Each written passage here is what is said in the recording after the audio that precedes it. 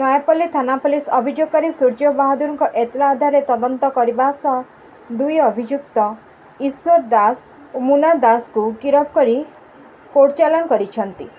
ସୂଚନାଯୋଗ୍ୟ ଯେ ଅଭିଯୋଗକାରୀ ଜଣକ ନୟାପଲ୍ଲୀ ଥାନା ଅନ୍ତର୍ଗତ ରେଣ୍ଟାଲ କଲୋନୀରେ ପରିବାର ସହ ରୁହନ୍ତି।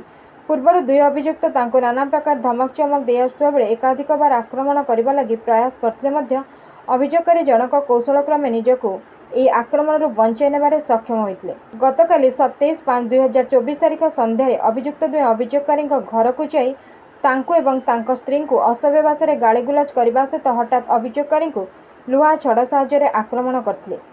ଏହି ଆକ୍ରମଣରେ ଅଭିଯୋଗକାରୀ ଜଣକ ଗୁରୁତର ଆହତ ହୋଇଥିଲେ।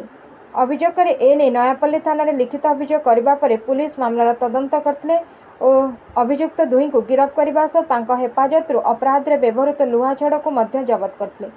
ପଚରାଉଚରା ବେଳେ ଉଭୟ ଅଭିଯୁକ୍ତ ନିଜର ଅପରାଧ ସ୍ୱୀକାର କରିଥିଲେ। ଅଭିଯୁକ୍ତଙ୍କର ପୂର୍ବ ଚରିତ୍ର ଅପରାଧିକ ସମ୍ପୃକ୍ତି ଯାଞ୍ଚ ବେଳେ ଅଭିଯୁକ୍ତ ଈଶ୍ୱର ଦାସ ଓରଫ ଅପୁଙ୍କ ନାମରେ ନୟାପଲ୍ଲୀ ଥାନାରେ 2ଟି ମାମଲା ରହିଥିବା ବେଳେ ଖଣ୍ଡଗିରି ଥାନାରେ ଗୋଟିଏ ମାମଲା ରହିଛି।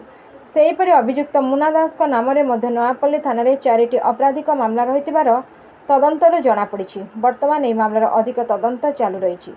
Bureau report, Ekamra news agency.